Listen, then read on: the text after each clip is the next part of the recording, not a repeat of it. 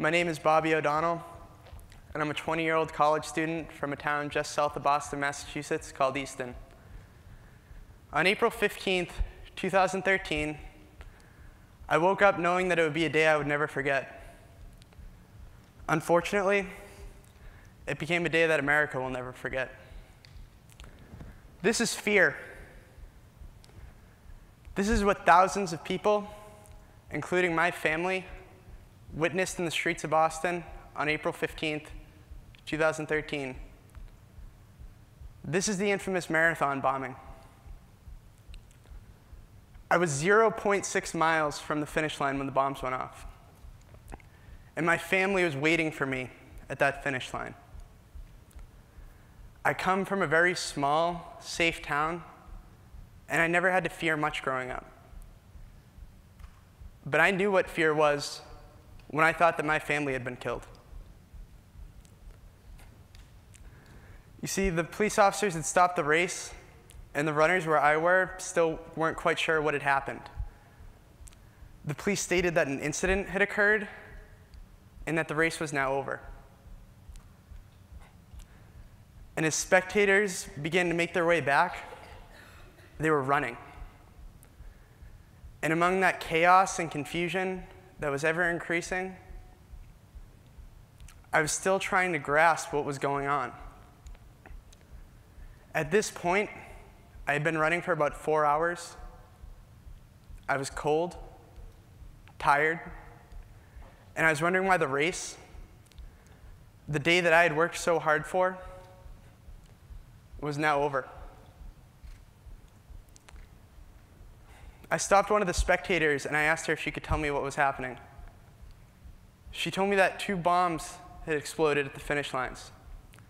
She looked up at me with terror in her eyes, and she told me that the grandstands had blown up. My family was in the grandstands. My girlfriend Jessica, my mom, my dad, my nana, my aunt, my cousin. This is my family, and in an instant, I thought that I had lost all of them. I later found out that that spectator was misinformed and that the bombs did not blow up the grandstands. My family was able to escape physically unscathed. When I was finally able to reunite with them in what seemed like forever, I hugged them, we cried, I held them tight. But that feeling of fear that I felt did not go away. Even when I knew that my family was safe, that fear stayed with me and continued to haunt me for the next year. In the days following the marathon, people came up and asked me, "Are you going to come back and finish the race next year?" And my immediate answer was yes, of course. How could I not? I had reason now more than ever to return to the start line in 2014. The Boston Marathon was my dream, and it was stolen from me. This was my city, my race, and I wanted it back. So I began to train again, but by the time April rolled around, that feeling of fear started to come back into my mind. I feared that it would happen again, that my family would be in danger, and that there'd be nothing I could do about it. And not many people know, but the week leading up to the marathon in 2014, even though this was my dream, I had a really hard time being okay to come back and run that year.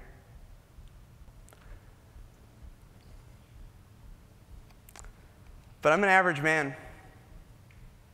I was not brave. But I did not let fear stop me. And on April 21st, 2014, I returned to the Boston Marathon. I re-entered and finished my race. But what you don't know is why I wanted to run this marathon in the first place.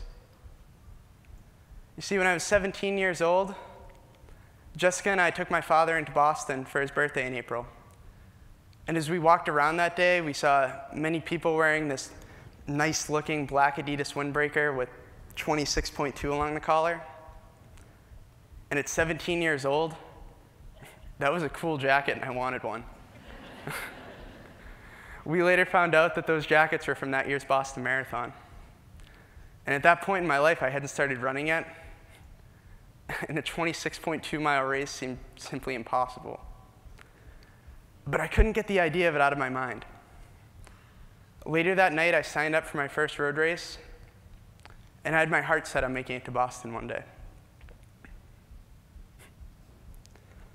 So it's kind of embarrassing, and it might even seem shallow, but I started running because I wanted a jacket.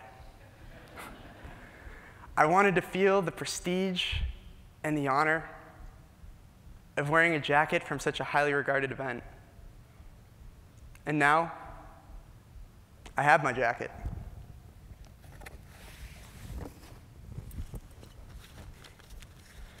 But this jacket, it doesn't feel the same as I thought it would as a 17-year-old boy.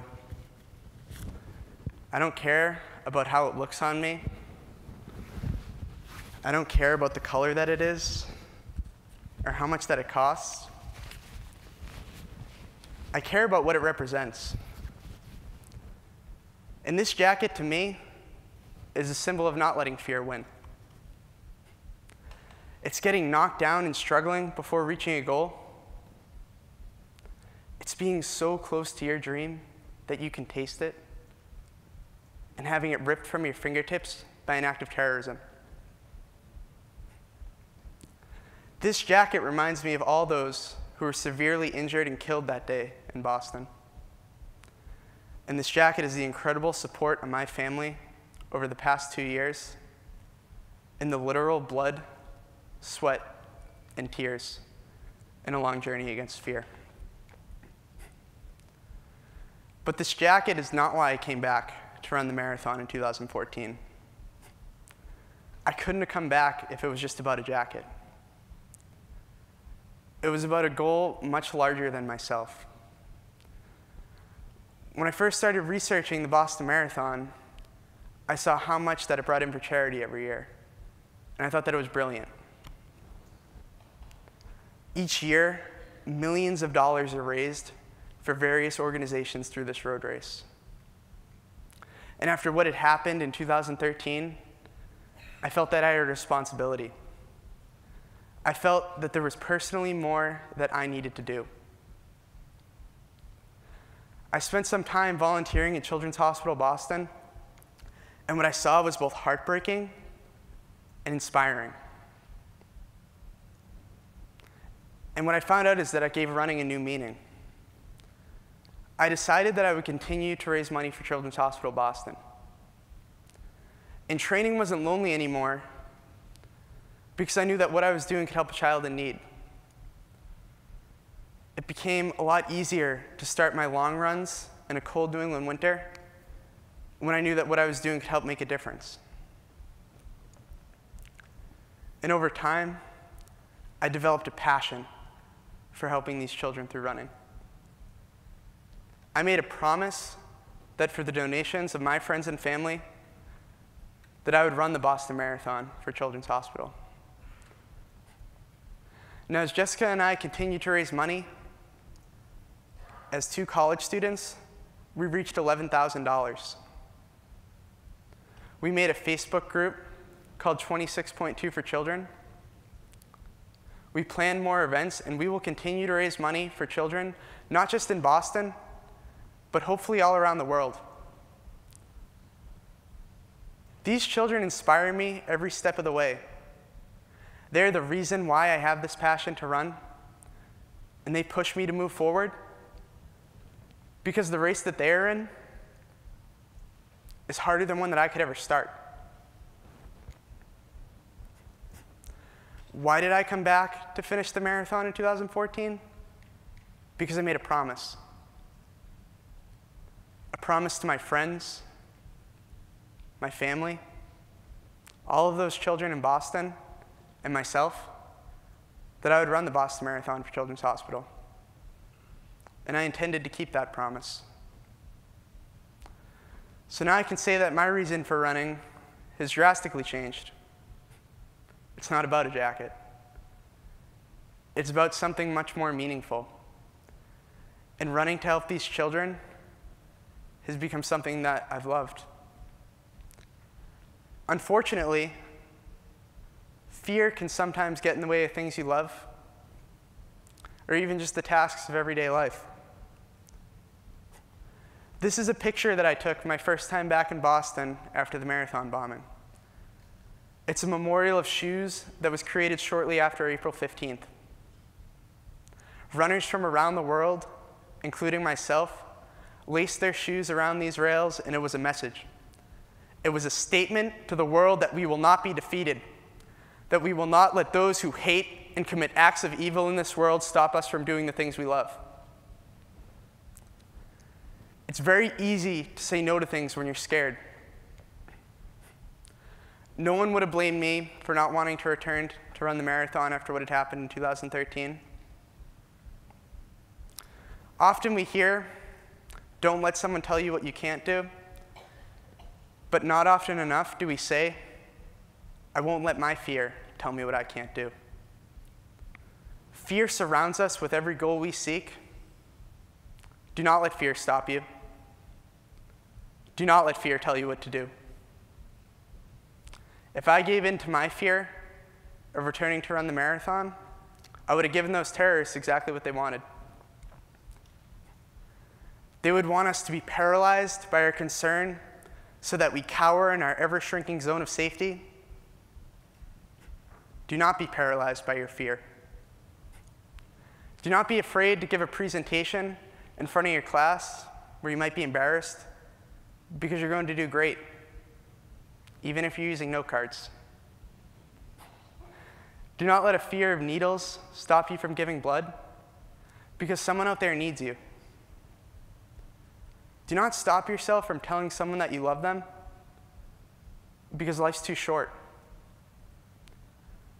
Do not let fear stop you from doing anything, because you'll regret it.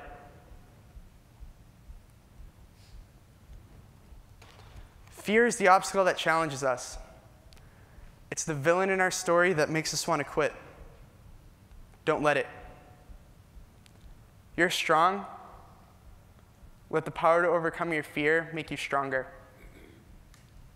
With the motivation and passion to fulfill your goal, your promise,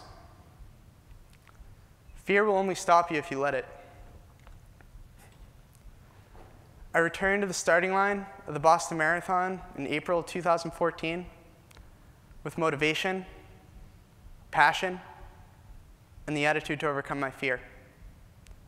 I finished what I set out to do, what I promised to my friends, my family, the children fighting for their lives in Boston, and myself, because I said I would.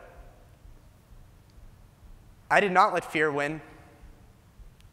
I did not let fear stop me from doing what I love. And I hope that you don't either. Thank you.